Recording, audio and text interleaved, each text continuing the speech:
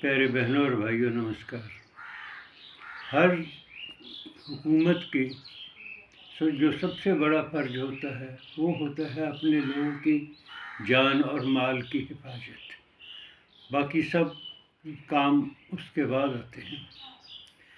ये जो कांग्रेस सरकारें रही हैं, इनमें यही सबसे बड़ी कमी रही है कि इन्होंने इस बात पे कभी अपनी तड़प नहीं दिखाई है। मैं एक आपको और त्रासदी के बारे में बताऊंगा।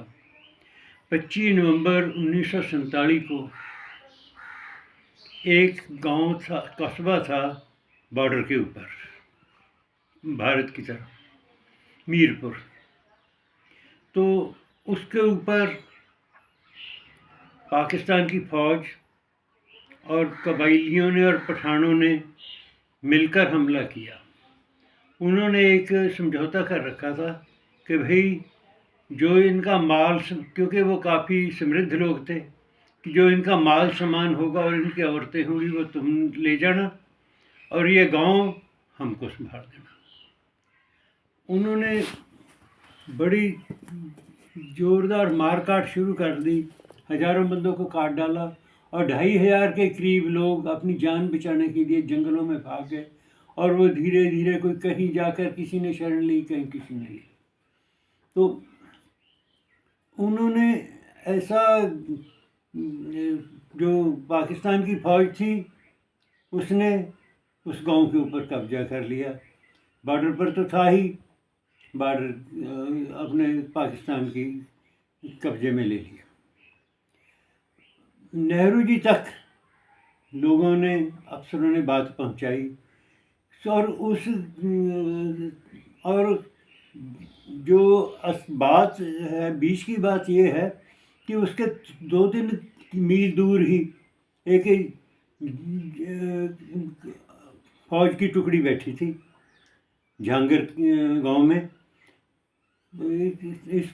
अपनी हमारी सरकार ने उस फौज को आर्डर नहीं दिया कि कोई कार्रवाई करो।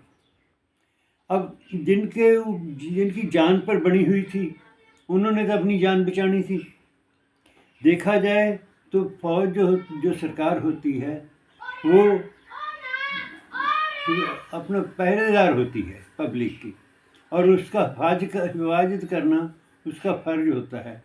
परंतु इन्होंने कभी भी अपना वो फ़र्ज नहीं निभाया और जो लोग बेचारे अपना घर छोड़ के आए थे वो बेघर इधर उधर झुग्गियों झोपड़ियों में अपना उन्होंने टाइम बस किया।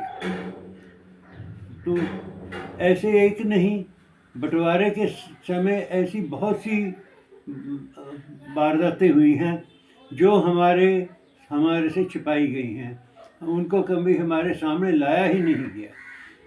परंतु जब धीरे धीरे वो लोग हमसे मिलते हैं तब जाकर पता चलता है कि उनके साथ क्या क्या बीती है। ऐसा अगर एक आंसू भी हुकूमत के लिए खतरा है, तुमने देखा नहीं कतरे का समुद्र होना। ऐसे ही जब लोगों की आहें इकट्ठी होती हैं तो उनसे फिर भूचाल आ जाता है। कोई भी इंसान है, जान माल सबसे ज़्यादा ज़रूरी है। कोई आदमी नहीं चाहता कि मैं अपना घर छोड़कर भागूं, परंतु जब उसकी जान पे बनती है तब उसको अपना घर छोड़ के भागना पड़ता है।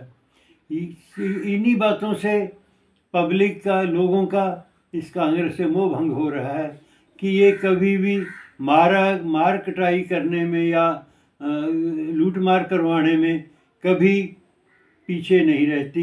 दिल्ली में आपने देखा ही है जो सिख भाइयों के साथ हुआ है, वो इन्होंने खुद इशारा करके करवाया है। एक हुकूमत जो हिफाजत करने के लिए बनी है वो इस तरह लूट मार करवाए, मार काट करवाए, इससे बड़ी शर्मिंदगी की बात और क्या हो सकती है। जय हिंद।